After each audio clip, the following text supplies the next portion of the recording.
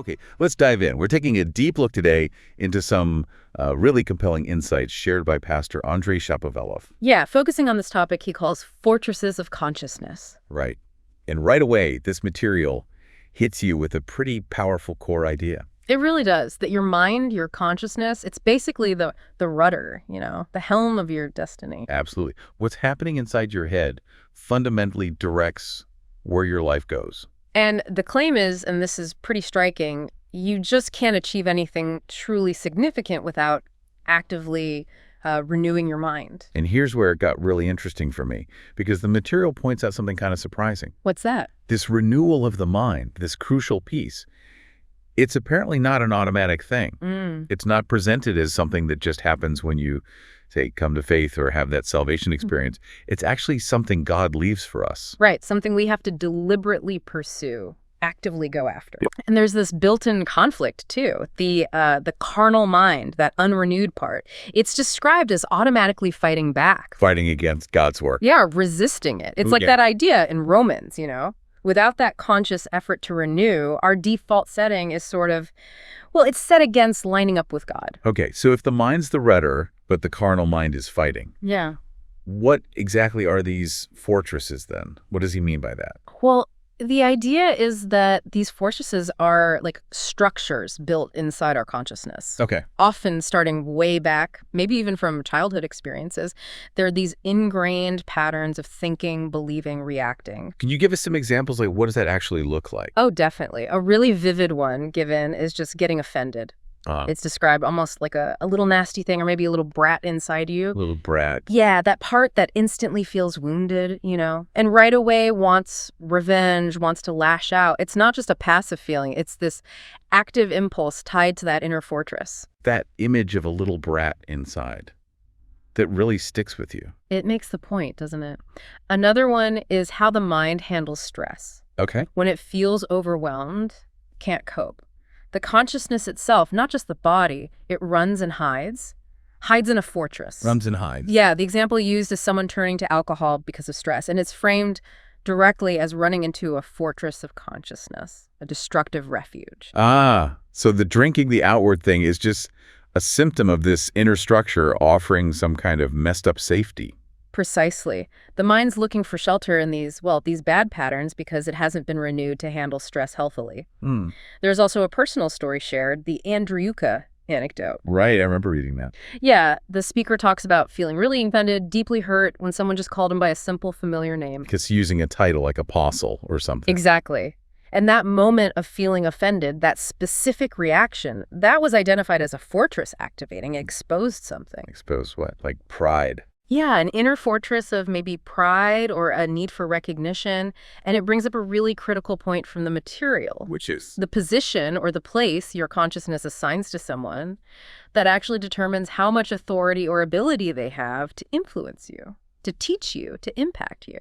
So if I mentally keep someone small, call them Andreyuka in my head, then their message, their potential impact on you gets limited. It gets diminished, no matter who they actually are or what they have to offer. Wow. So it's less about their name and more about the box I put them in, which kind of protects my own fortress.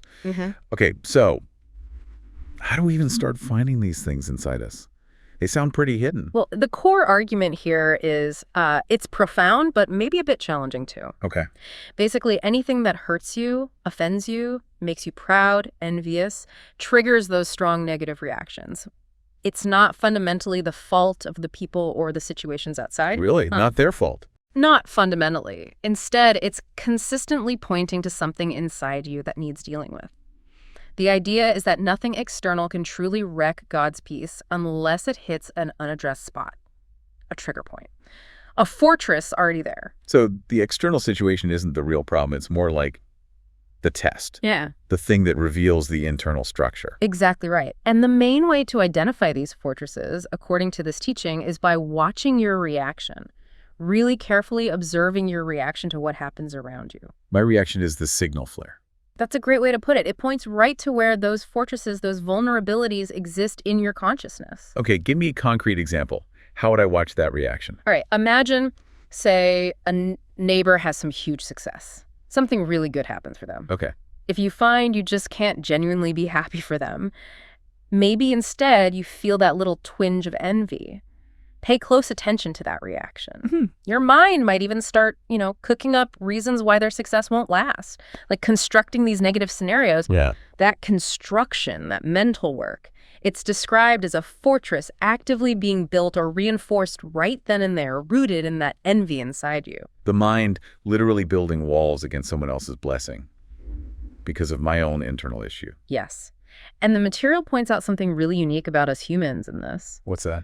This ability, this privilege, really, of being your own surgeon over your heart and consciousness. Our own surgeon. Yeah, the ability to look at our inner world, analyze our reactions, and actually work on fixing our internal state. That's presented as a key thing that separates us from animals. They don't have that level of self-awareness or intentional self-correction. Okay, so we spot them by watching our reactions using this unique human ability. But then how do we actually do the work? How do we dismantle these things? The message is very direct about this. Dealing with these fortresses, it's your job. It's personal, non-transferable. My job. Yeah. You're basically told you must find this nastiness and deal with it yourself.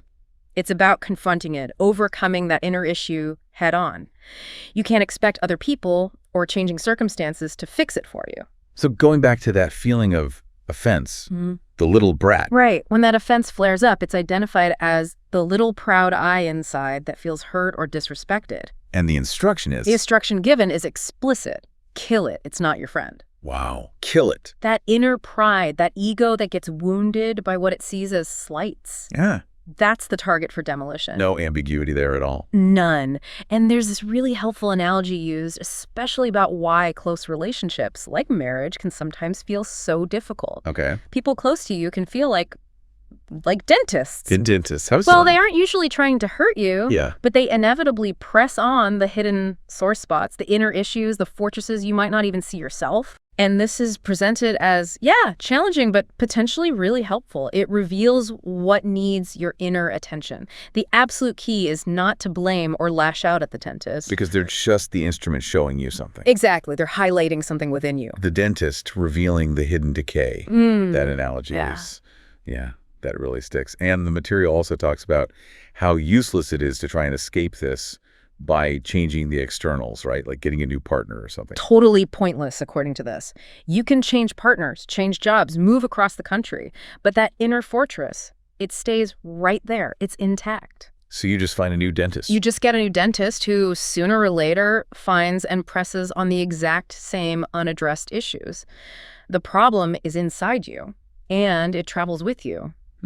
And self-pity gets called out specifically, doesn't it? As a particularly tough one.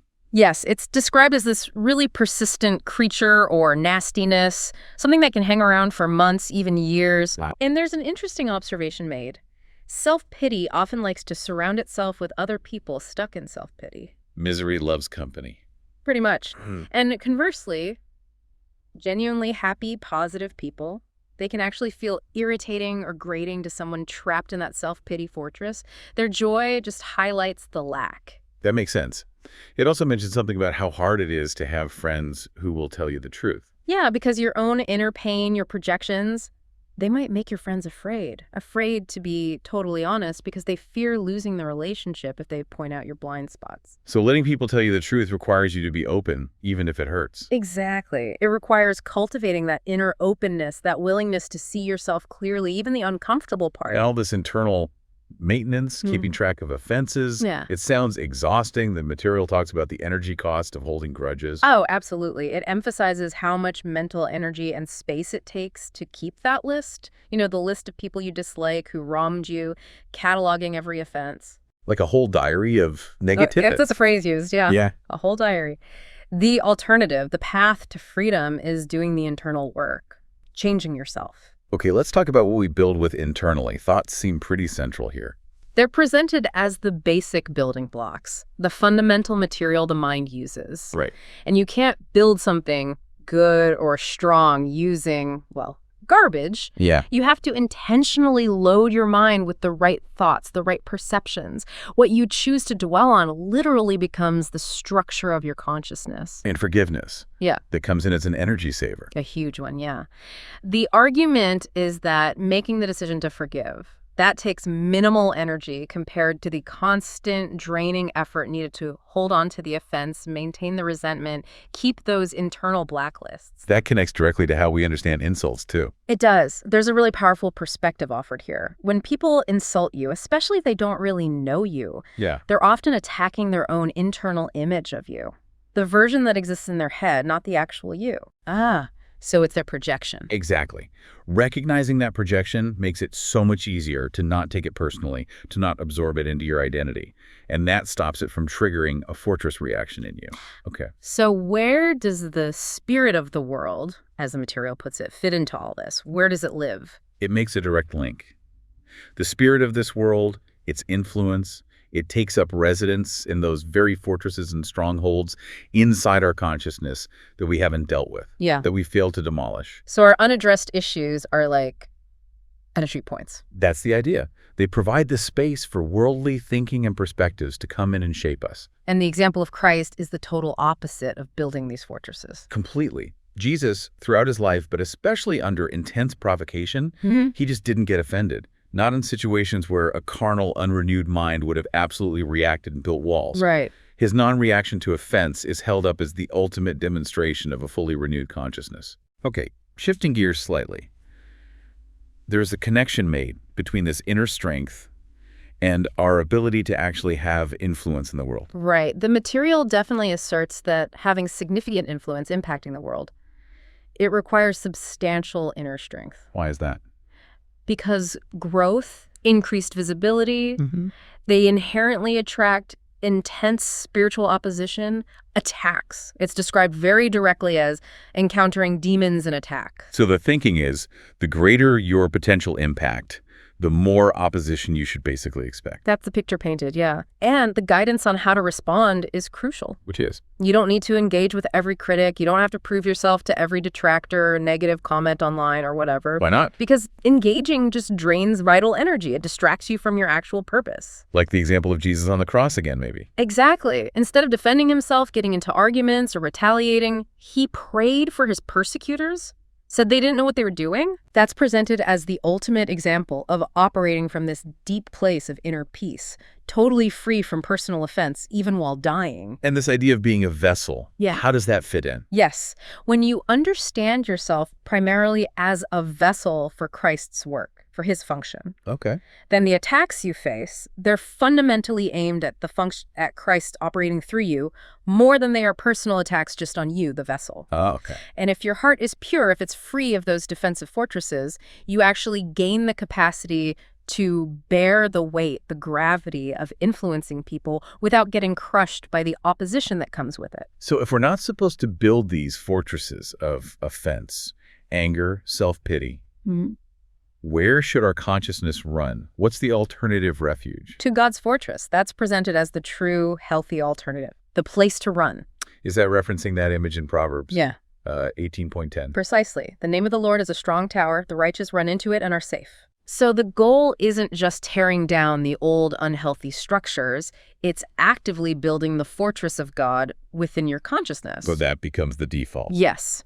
No matter what storm hits externally or what button gets pushed internally, your automatic refuge should be found in God's presence, in his glory, because that's where the real transformation happens. That's where healing occurs. Not trying to fix it ourselves. Right. Trying to self-treat your issues without running to him, the material suggests, often just leads to more problems, like keeping those energy-draining blacklists we talked about. And is there a specific weapon mentioned? A divine weapon for this battle? There is. It references 2 Corinthians 10, verses 3 through 5.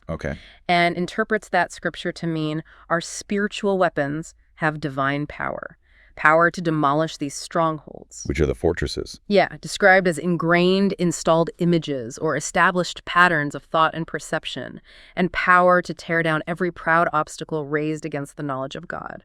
So what's the main strategic target for this weapon then? The ultimate goal. To take every single thought captive. Yeah. Every one. And make it obedient to Christ. Every thought. That sounds like a lot. It is. This material basically sees thoughts themselves as potential fortresses. And the indicator that a thought hasn't been captured yet, that you're operating outside God's fortress. How do you know? It's where you run when you're under stress. If, in a tough situation, your mind runs anywhere but to Christ, runs to anger, withdrawal, anxiety, self-pity, whatever, Yeah. it means those thoughts are essentially being stolen. They haven't been taken captive yet. So check your impulse under pressure. Where does your mind instinctively go? Exactly. And the goal is to catch that thought and redirect it. Bring it back into obedience to Christ. The material also talks about a pretty profound reward connected to forgiveness. Yeah. Especially when forgiveness isn't even asked for. Yes, this is highlighted as something distinct. It's different from forgiving someone who comes to you, says they're sorry, asks for it. That's often easier. But choosing to forgive when the other person shows no remorse, doesn't seek it, that act is said to build invisible wealth. Invisible wealth. What does that mean? How does that show up? Well, it's described as this deep internal transformation that actually has an external effect. Okay. People around you will start to sense something different. A peace, maybe a weight, the presence of God on you. They find this inexplicable sense of peace just being near you. Wow. Because you're walking in what's called the reward of God for making that hard choice to forgive unilaterally. And this whole process is linked to gaining spiritual depth, wisdom, accumulating heavenly treasures. An internal richness that actually overflows.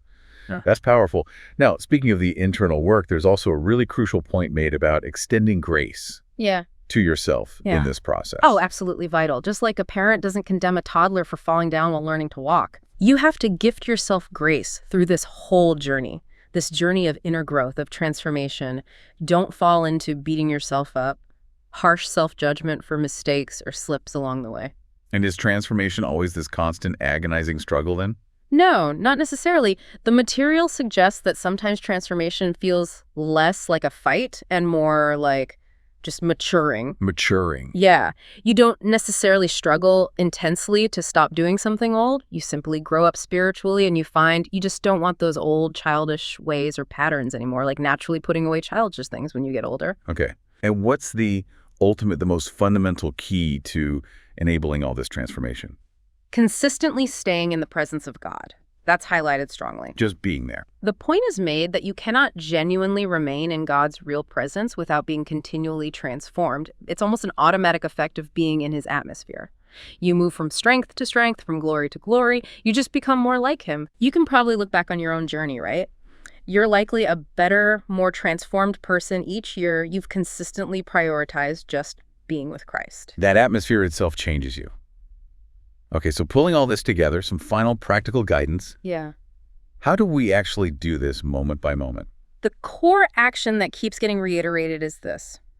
When a fortress gets triggered, when it gets activated by something, address the inside reaction immediately. Not the person or the situation? Not first, no. Address the inside. Catch the thought. The instruction is really stark. Stop.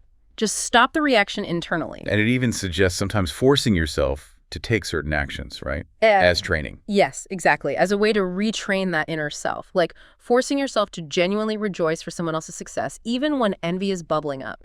That's a discipline to dismantle the envy fortress. What else? Or actively blessing those who have wronged you and continuing to do it maybe through gritted teeth at first until you find you genuinely want to bless them.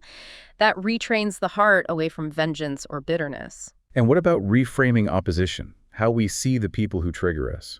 Recognizing that often the opposition isn't really personal. It's not just about you. It frequently comes from enemies of the gospel or enemies of God himself who might be using people. Oh, okay. Seeing it that way shifts the battle. You're reminded to let God handle them.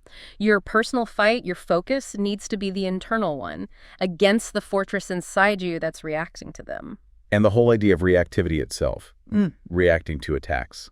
Yeah, the point is made that reacting, lashing out, defending yourself constantly, getting drawn into arguments, it often just fuels the attack. The attacker wants a reaction. Exactly. They frequently expect it, and it kind of empowers them.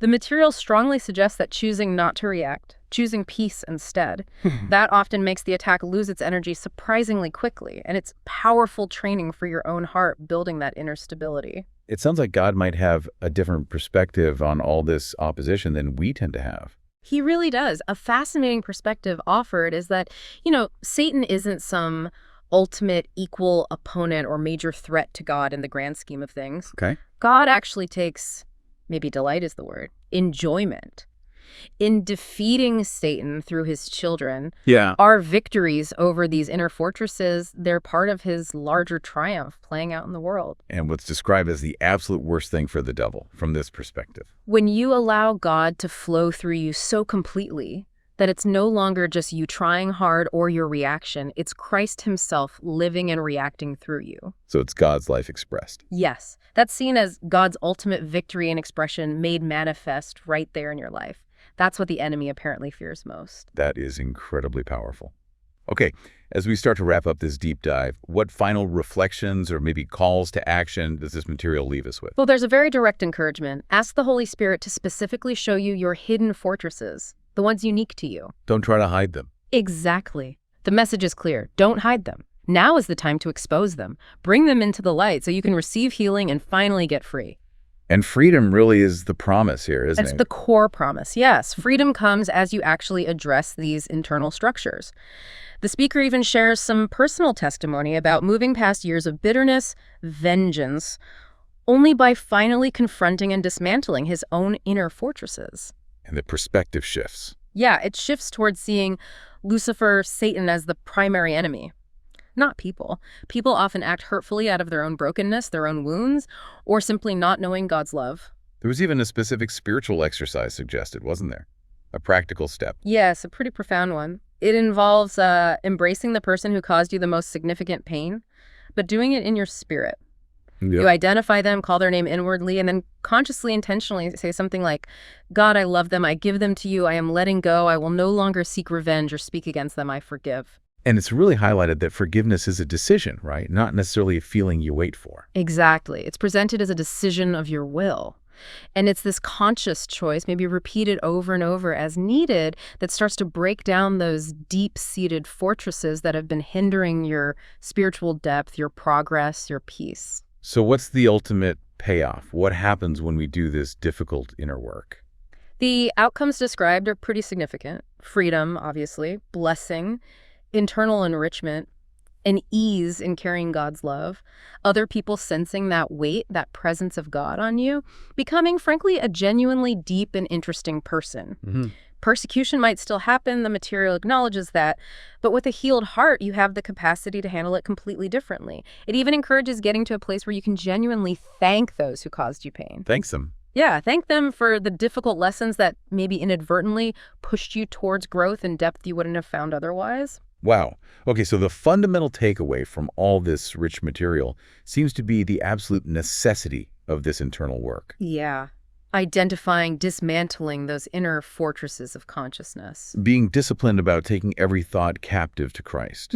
And making sure our ultimate refuge isn't in defending ourselves or feeling sorry for ourselves, but in God's transforming presence and the power of forgiveness. That sums it up well. And yes, while the source material does wrap up with a brief invitation for salvation, that foundational step of giving your life to God for those of us who've already taken that step, this deep dive really emphasizes that the ongoing journey is this active, daily process. Continued transformation happens by persistently staying in His presence and doing the work on our internal landscape. What a powerful call to that inner work. As we wrap up this deep dive, here's maybe something for you, the listener, to sit with and ponder. Just consider the sheer amount of energy you might currently be expending, maintaining those inner fortresses. The energy tied up in holding grudges, replaying offenses in your head, maybe dwelling in self-pity, constantly reacting defensively. Now just imagine what you could build, what kind of person you could become, how you could impact the world around you if all that immense energy was instead redirected.